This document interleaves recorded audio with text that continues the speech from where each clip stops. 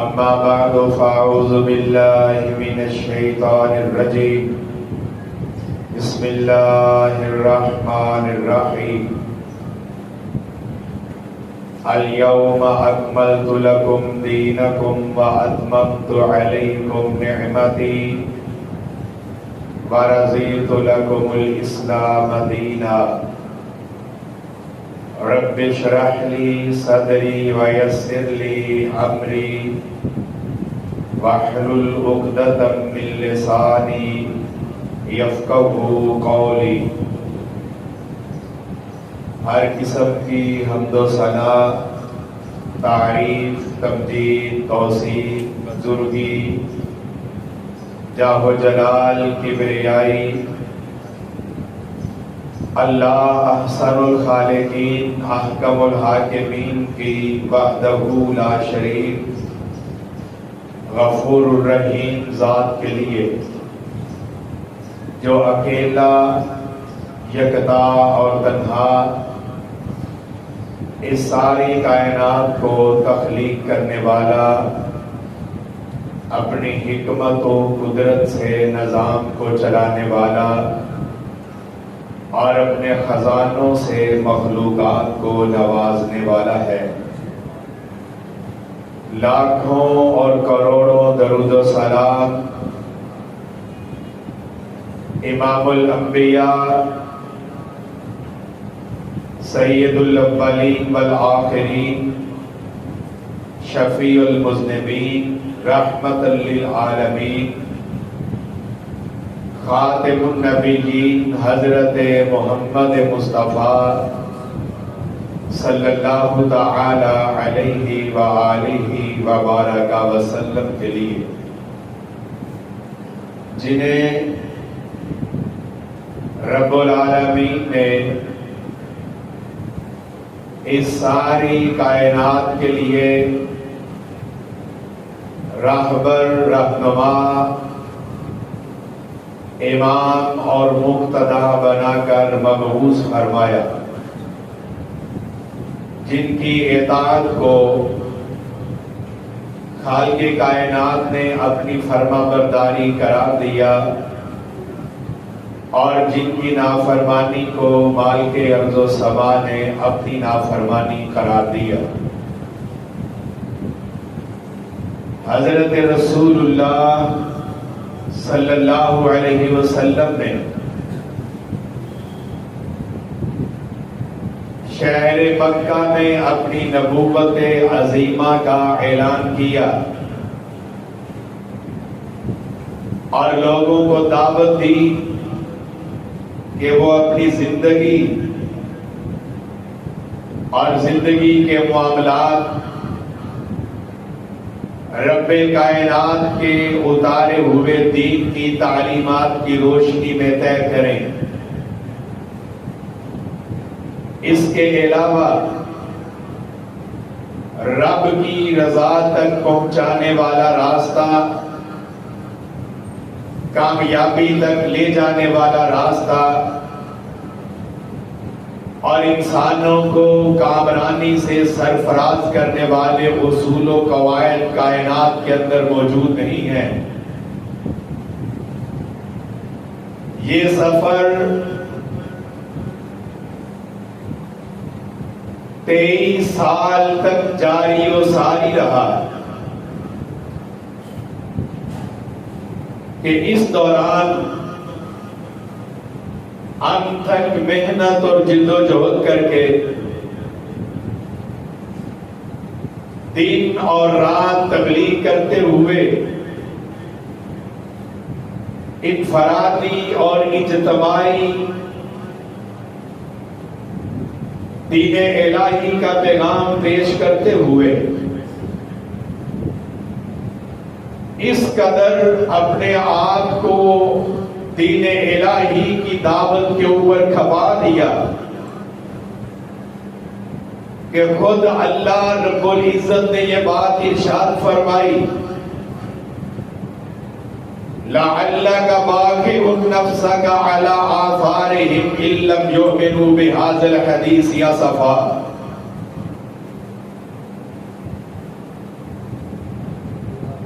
10 ہجری کا زمانہ ہے. حضرت امام المرسلین صلی اللہ علیہ وسلم اپنے جانثاروں، وفاداروں اور دین کے مجاہدوں کے ساتھ سرزمین حرم پر بیت اللہ شریف کا حج ادا کرنے کے لیے تشریف لائے. یہ وہ دن ہے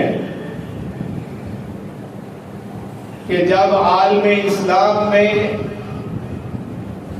قرب و جوار سے آنے والے مسلمان حج بیت اللہ کا فریضہ ادا کر چکے. مالک کائنات اپنے ان بندوں کی حاضری کو قبول فرمائے اور ہمیں بھی بیت اللہ شریف کے عمرہ و حج کرنے کی سعادت نصیب فرمائے. جیسے آج ہم یہ مناظر دیکھتے ہیں، اس طرح حجاج کرام ایک یونیفارم میں ملبوس ہو کر بیت اللہ شریف کا طواف کر رہے، صفا و مروہ کی سعی کر رہے،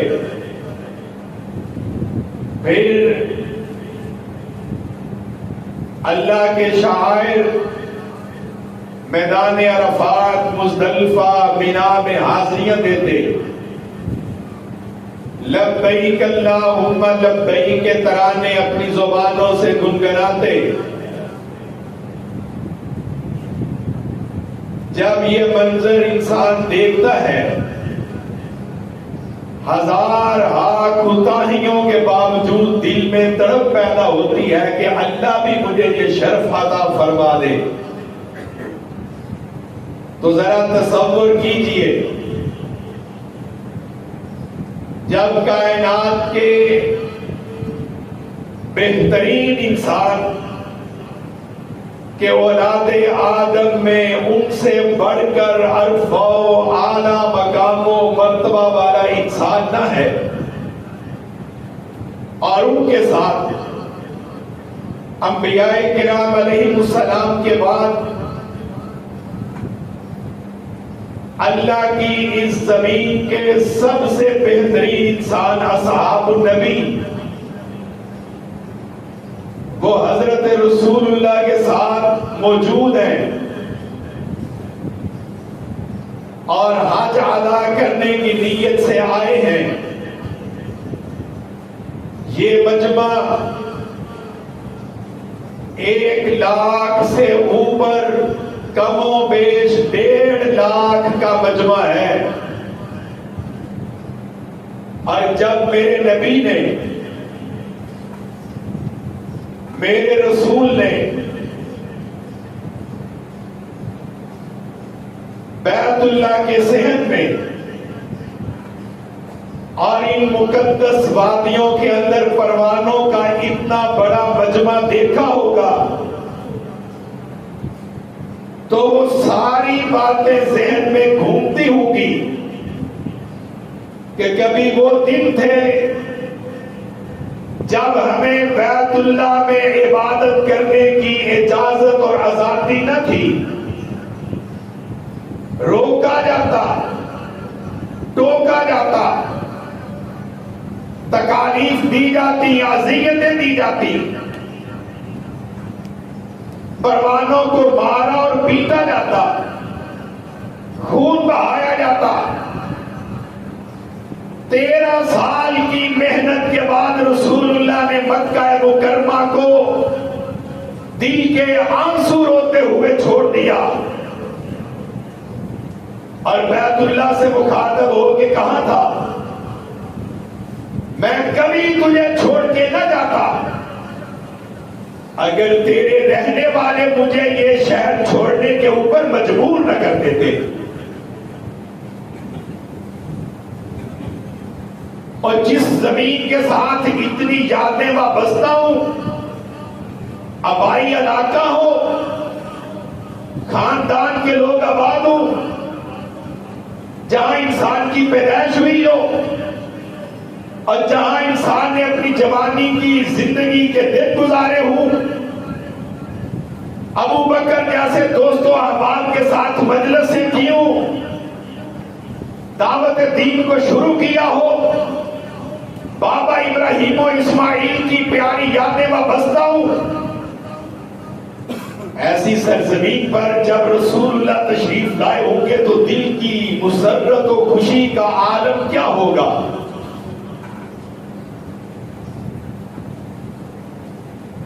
اور جس سال پیارے پیغمبر نے حج کیا اس کو حجۃ الوداع کہا جاتا ہے، اسے حجۃ الاسلام بھی کہتے ہیں، اسے حجۃ النبی بھی کہتے ہیں، اسے حجۃ البلاغ بھی کہتے ہیں، اسے حجۃ التمام بھی کہتے ہیں۔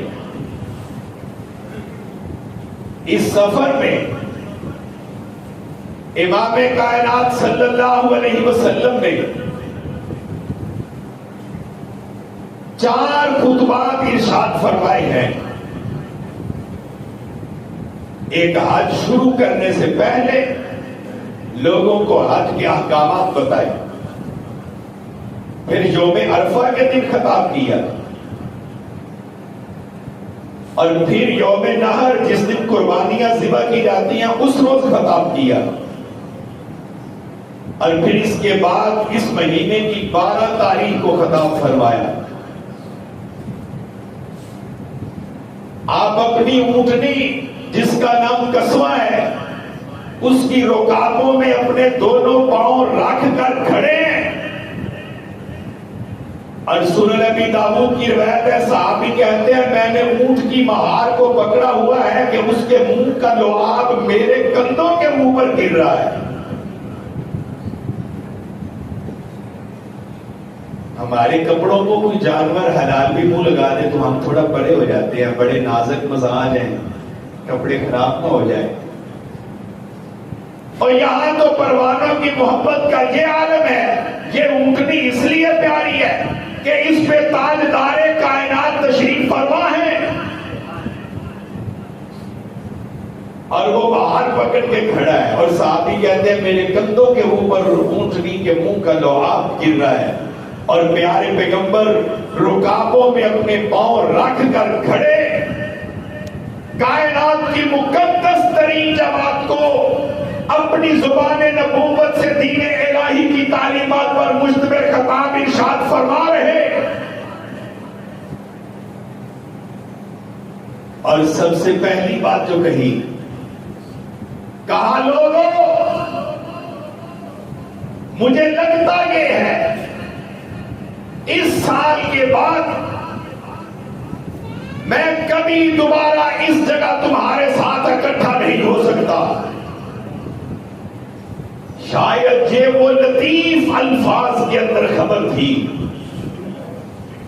کہ جس سفر کو میں نے شروع کیا، قولوا لا الہ الا اللہ تفلحوا تملک العرب والعجم، اور لوگوں اللہ کی وحدانیت کو مان لو، کائنات کا رب تمہیں عرب و عجم کی بادشاہت عطا کر دے گا۔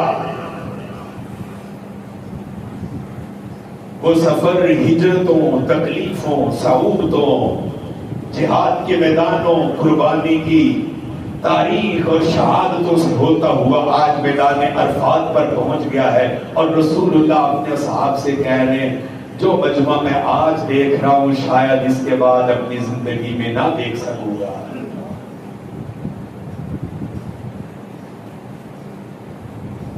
اور جب انسان کامیابی کی اس منزل پر پہنچا ہوتا ہے تو پھر انسان کی توقع یہ ہوتی ہے کہ جتنی صعوبتوں اور محنتوں سے گزر کر میں منزل پر پہنچ گیا ہوں، مجھے یہ فصل اور زیادہ دیکھنے کا موقع ملنا چاہیے۔ انسان ایک مکان بنا لے نا، محنت کے ساتھ جمع پونجی ساری لگا دے، قرض اٹھا کے بھی لگا دے، تو بنانے کے بعد دل میں سب سے بڑی تمنا تو یہی ہوتی ہے اب مجھے یہاں رہنے کا بھی موقع ملے، میرے رسول نے اس جماعت کو قائم کرنے میں اور کھڑا کرنے میں اور مضبوط بنانے میں صرف اپنا پسینہ نہیں اپنا خون بھی لگایا ہے. تو پھر دل میں یہ تمنا نہ آتی ہوگی کہ اب میں اپنے اصحاب کے ساتھ کچھ سال بسر کروں نا. لیکن پہلی بات اپنی زبان سے ارشاد فرمائی لوگوں اب اکٹھے نہیں رہ سکے. اس لیے جو باتیں آج میں تمہیں بتا رہا ہوں انہیں غور کے ساتھ سن لو. یہ حجۃ الوداع کے حوالے سے اسی لیے چند باتیں آج عرض کرنا تھی کہ ہمیں حج کی یادیں بڑی آتی ہیں تو اپنے رسول کے حج کو بھی ہم یاد کریں نا جب وہ انہی دنوں میں بیت اللہ شریف میں موجود تھے اور حج کرنے آئے تھے. اپنے اصحاب کے ساتھ کیا باتیں کی, ان باتوں کی اہمیت مقام اور مرتبہ کیا ہے. حضرات دنیا کے اندر اس چیز کا بڑا شور ہے. انسانی حقوق, مساوات, آزادی, یہ بڑی باتیں کہی جاتی ہیں کی جاتی ہیں. اور جب یہ باتیں کہی جاتی ہے تب مسلمانوں کو کوسا جاتا ہے کہ شاید تم انسانیت کے حقوق کے روادار نہیں ہو, انسانوں کو آزادی کے دینے کے قائل نہیں ہو, انسانوں کی دنیاوی زندگی کے کامیاب کا اپنے آپ کو حقدار بنانے کے لیے میدان عمل میں اتارنے والے نہیں ہو.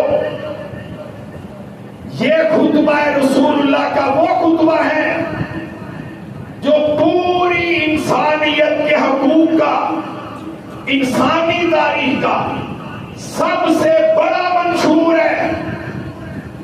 اس سے بڑا, اس سے اعلیٰ, اس سے خوبصورت, اس سے جامع تعلیمات کسی اور شخص نے پیش نہیں کی, کر بھی نہیں سکتا.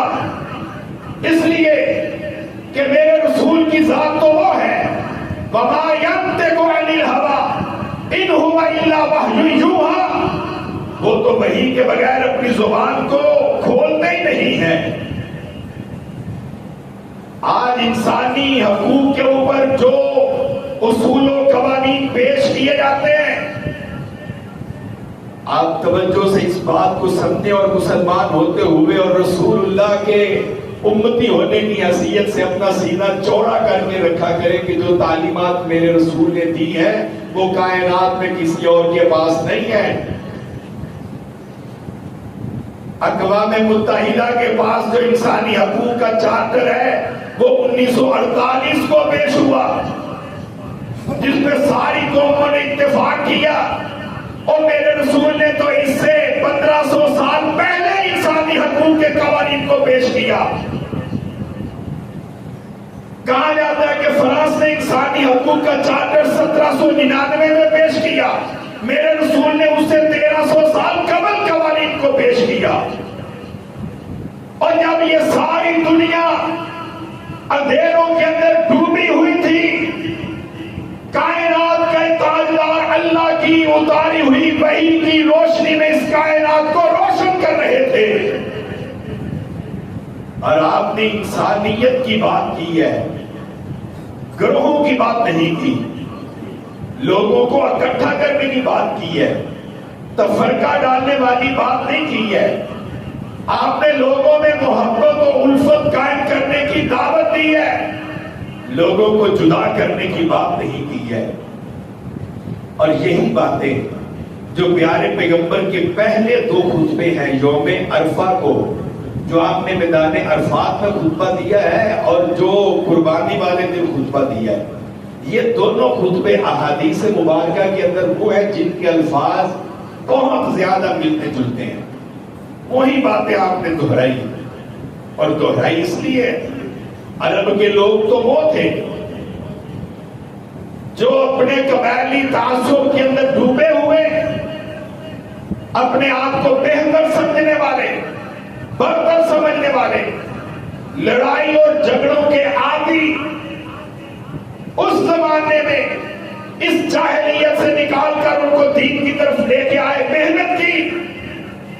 تو جب اب دنیا سے جانے کا وقت قریب آ گیا ہے تو وہ باتیں اپنے اصحاب کو سمجھائی ہیں جو قیامت تک کے لیے امت مسلمہ کے کام آنے والی ہیں.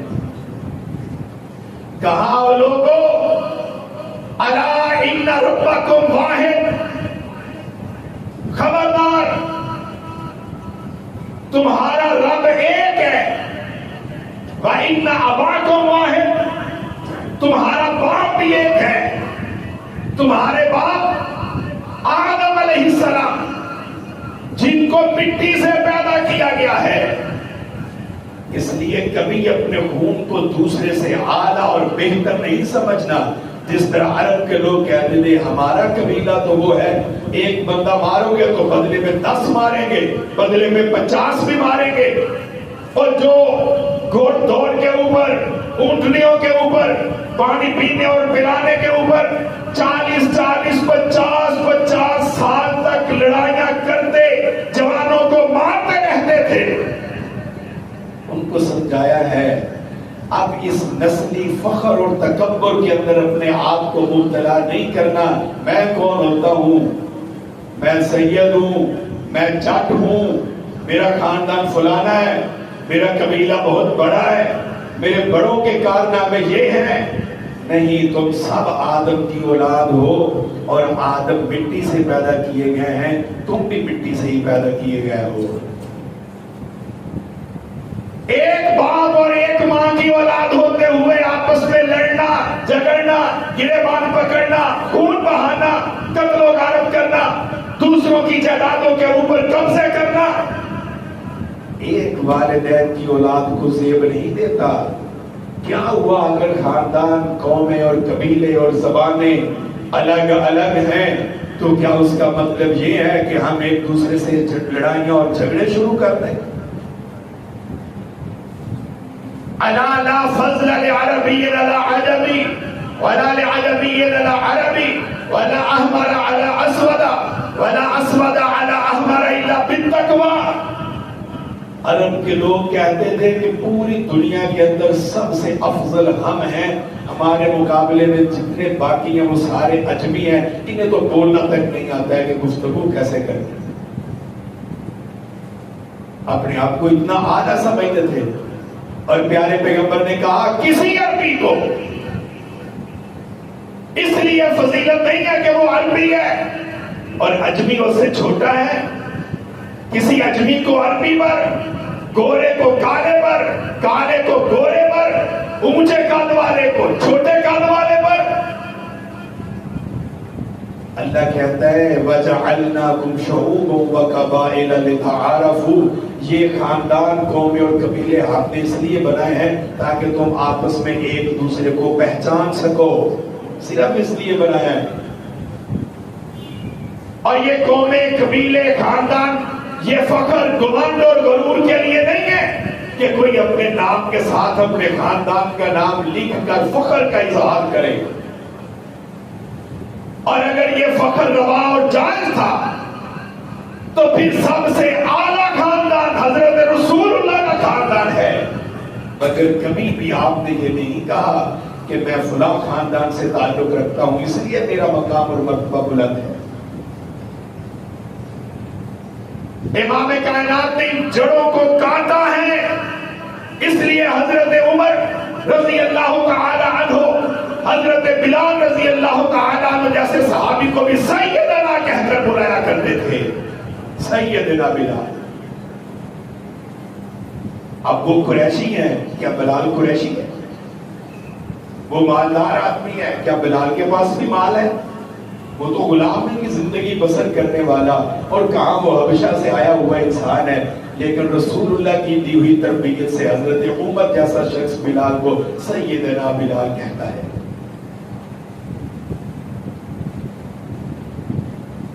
یہ قانون دیا ساری انسانیت برابر ہے، مساوات ہے، آدم کی اولاد ہے اور کسی کو کسی پر کوئی فضیلت نہیں ہے.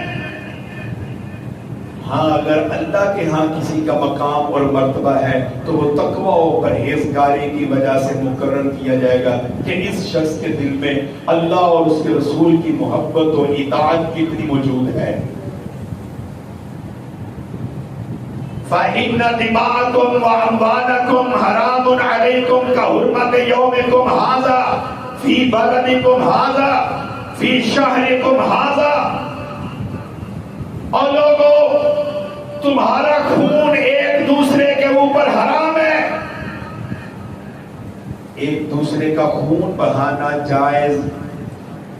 یہ قانون رسول اللہ نے دیا ہے انسانیت کے تحفظ کے لیے اور اس پوری دنیا کے امن کے لیے.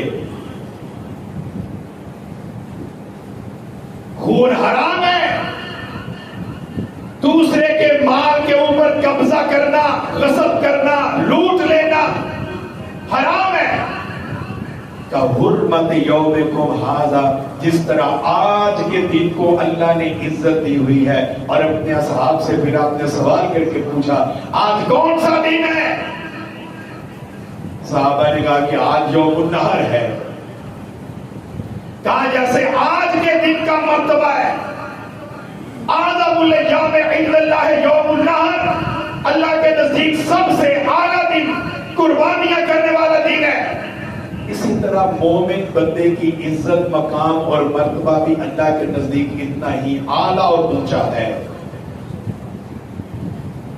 فی بلدکم ھذا، اپنے اصحاب سے فرما رہے کہ اس شہر میں جہاں تم کھڑے ہو، یہ شہر مکہ جس طرح حرام ہے، یہاں لڑائی جھگڑا، انتقام، بدلہ، لوٹ مار، قتل و غارت، حتیٰ کہ شہر مکہ کے حرم والے علاقے میں درخت کو کاٹنا بھی جائز نہیں ہے. اسی طرح کسی مسلمان کی عزت اور مال کو نقصان پہنچانا بھی جائز. یہ انسانیت کا تحفظ ہے. یہ تعلیمات لوگوں کو بتایا کرے کہ میرے رسول نے اس کائنات میں کیا دیا ہے. وفی شہرکم ھذا، اس مہینے میں جو ذی الحج کا مہینہ ہے، حرمت والا مہینہ ہے. 3 حرمتیں، مہینہ حرمت والا، شہر حرمت والا، وہ دن حرمت والا. کہا جیسے یہ حرمتیں، اسی طرح ایمان والے بندے کا اللہ کے نزدیک مقام و مرتبہ ہے، اور ان کا خون بہانا اور کسی کا مال لوٹنا جائز اور درست. وہ لوگ لڑائیوں سے نکلے ہوئے تھے، قبائلی تعصب سے باہر نکلے ہوئے تھے. بار بار ان کو یہ سمجھاتے ہوئے رسول اللہ صلی اللہ علیہ وسلم نے کہا فَلَا تَرْجِعُنَّ بَعْدِ كُفَّارًا أَوْ ضَلَالًا يَضْرِبُ بَعْضُكُمْ رِقَابَ بَعْضٍ. میں دنیا سے چلا جاؤں گا اور میرے بعد دین سے پھر نہیں جانا، گمراہ نہیں ہو جانا. ایک دوسرے کی گردن کاٹنے کے لیے میدان قتل و غارت نہیں سے جانا. اور میں تمہیں محبت و الفت دے کے جا رہا ہوں. وَاعْتَصِمُوا بِحَبْلِ اللَّهِ جَمِيعًا وَلَا تَفَرَّقُوا وَاذْكُرُوا نِعْمَتَ اللَّهِ إِذْ كُنتُمْ أَعْدَاءً.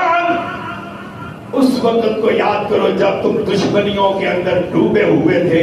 وَكُنْتُمْ عَلَى شَفَا حُفْرَةٍ مِّنَ النَّارِ، اپنی بدعمالیوں کی وجہ سے جہنم کی آگ کے کنارے پر پہنچ گئے تھے. فَأَنْقَذَكُمْ مِنْهَا، عرش والے نے اپنی رحمت سے تمہیں جہنم سے بچا لیا ہے. جب اللہ نے تمہیں یہ خوبصورت دین دیا ہے تو پھر اس کے بعد اب لڑائی جھگڑے نہیں کریں. وَسَتَلْقَوْنَ رَبَّكُمْ فَيَسْأَلُكُمْ عَنْ أَعْمَالِكُمْ. ان قریب اپنی زندگی بسر کر کے تم بھی مر جاؤ گے، اپنے اللہ کے سامنے پیش کر دیے جاؤ گے. وہ پھر تم سے تمہارے اعمال کے بارے میں سوال کرے گا. ارے میرے بندے بتا زندگی گزار کے آیا، کیا کر کے آیا ہے؟ تو پھر اللہ کو کیا جواب دے گا کہ یا اللہ وہاں بڑا فتنہ پھیلایا ہے، فساد کیا ہے، قتل و غارت کیا ہے، لوگوں کو مارا ہے، ان کو لوٹا ہے، اور لوٹ لوٹ کر اپنی جائیداد بنا کے اپنی اولاد کو امیر بنا کے چھوڑ کے آیا ہوں. یا تیری جھولی میں بتانے کے لیے یہ بھی ہوگا کہ اللہ تو نے یہ سب کچھ دیا ہے، تو تیری اور تیرے رسول کی محبت کے اندر اپنی زندگی کے شب و روز بسر کر کے آ گیا ہوں. میری کمیوں کوتاہیوں سے تو درگزر فرما دے کہ مجھے جنت مل جائے. امام کائنات نے خطبہ ارشاد فرماتے ہوئے کہا کہ الا کل شیء من امر الجاہلیہ تحت قدمی موضوع، اور لوگوں جاہلیت کے سارے معاملے، جاہلیت کی ساری باتیں، دور جاہلیت کے سارے قوانین، قاعدے، اصول آج محمد مصطفیٰ کے قدموں کے نیچے ہیں۔ تحت قدمیہ، جاہلیت کو دفن کر دیا گیا ہے، اسلام کے علم کو اونچا کر دیا گیا، وحی الہی کی تعلیمات کو عام کر دیا گیا۔ اور جو جاہلیت میں سب سے زیادہ چیزیں تھی، ایک دوسرے کا خون بہانا، انتقام اور بدلے لینا، رسول اللہ صلی اللہ علیہ وسلم نے کہا کہ سب سے پہل میں کرتا ہوں میرے خاندان کا وہ معصوم چھوٹا بچہ جو دودھ پینے کی عمر میں بنو سعد قبیلے کے اندر موجود تھا اور ایک دوسرے قبیلے کے لوگوں نے اس کو قتل کر دیا تھا، میرے خاندان کے لوگ اس کا بدلہ لینا چاہتے ہیں، مگر جب میں جاہلیت کو اپنے قدموں کے نیچے دفن کر رہا ہوں تو اس خون کو بھی معاف کرتا ہوں۔ اور یارو انتقام، نفرتیں، بدلے، کدورتیں، دشمنیاں، ان سے انسانیت کو فائدہ نہیں پہنچتا۔ یہی تو رسول اللہ کی تعلیمات کا خاصہ ہے کہ جب آپ مکہ میں فاتحانہ داخل ہوئے تھے تو اس وقت بھی کہا تھا لا تثریب علیکم اليوم، کوئی انتقام نہیں، سب کو معاف کرتا ہوں۔ اور معاف کرنے سے عرش والا اپنے بندوں کو اور عزت عطا فرما دیتا ہے۔ یہ شیطانی سبق ہے کہ لوگ کیا کہیں گے، کمزور تھے، ڈر گئے تھے کہ کچہریوں میں پیسے لگ جائیں گے، اس لیے انتقام لینا بڑا ضروری ہے، کبھی معاف کرنا بھی بہت ضروری ہوتا ہے۔ اور وہاں مال لوٹنا کچھ عیب نہ تھا۔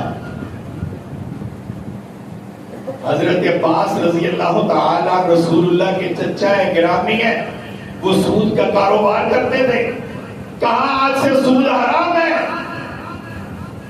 صرف اصل رقم وصول کی جائے گی، اور سب سے پہلے میں اپنے چچا عباس کے سود کی رقم کو ختم کرتا ہوں۔